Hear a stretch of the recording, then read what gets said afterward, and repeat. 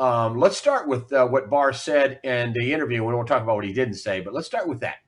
So he came Yeah, out and yeah, go woo, ahead. go ahead. What I mean, I was of the mind that it's been so far, so long, no So was grand I. juries. Okay, so now he comes out and he obviously did this. He had to say this. He wanted to say this. What's going on with Barr? Looks like he is going to prosecute somebody, which is why I guess John Brennan is freaking out and attacking the president because he thinks he's in the crosshairs.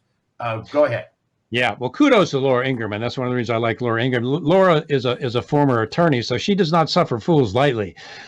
So kudos to her for bringing Barr on and having him say this on her show. This is remarkable. It's very encouraging. The words that he used specifically, we're not just dealing with mistakes or sloppiness. There's something far more troubling. That's encouraging. He also said there's no basis for the FBI's crossfire hurricane.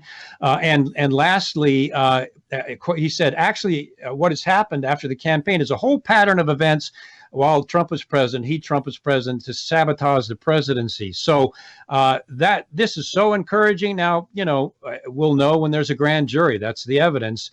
But he has Durham targeting John Brennan, and that may be the one that is indicted because of the provable things that Brennan has done. He included the Russian dossier into the intelligence community assessment. So did Comey. He pushed Comey into doing the same thing. Brennan has lied to Congress at least twice.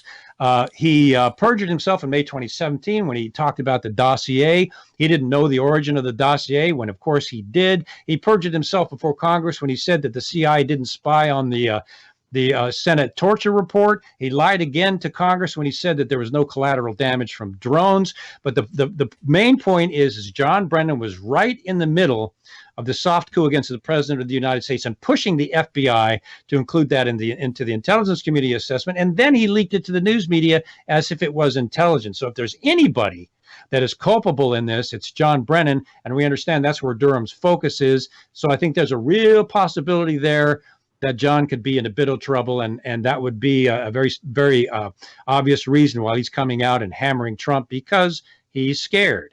Well, could Brennan be doing this without President Obama, knowing he's doing this? I mean, you said that this leads into the White House. Is this why this is taking so long? Because this is going to go all the way to the White House? It would have to. How could you stop with Brennan? Yeah. It has to. When I was in the CIA, one of the things I was involved with was the Presidential Daily Brief. And that is where the CIA collects all of the top intelligence and operations and incidents that are going on around the world.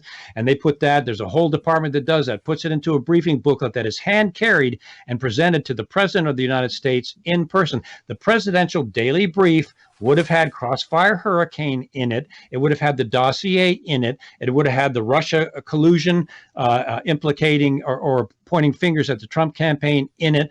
All of this soft coup that was going on from Brennan and the CIA would have been briefed to Barack Obama every single day. And if you remember Peter Strzok's text comment to Lisa Page, well, the White House is directing this. We have White House attention on this. Well, who's in the White House? That's Barack Hussein Obama. Yeah, this leads directly to Barack Obama. And one of the biggest evidences of that, in my view, is the fact that he received the PDB Presidential Daily Brief every day, showing exactly what Brennan and the FBI were doing. Would something like this have to go all the way up the ladder to the point of origin or the point of approval, which would be, how could Brennan do this without the president approving it? Well, there's two indicators. He couldn't legally. He couldn't. Now, the CIA has done things without informing the president in the past.